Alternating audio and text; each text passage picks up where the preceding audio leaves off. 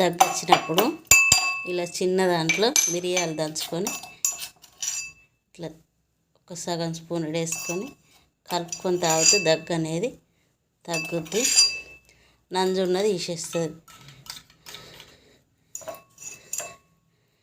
ఇట్లా కలుపుకొని తాగాలి. చక్కెర వేసుకోవద్దు పాలల్లో, కొంచెం గోరువెచ్చని పాలల్లో మిరియాల పొడి వేసుకొని అయితే తాగాలి. ఓకేనా ఫ్రెండ్స్, ఇలా తాగితే జలుబు దగ్గు నంజు కూడా తీసేస్తుంది అన్నట్టు మిరియాలు వేసుకొని తాగితే.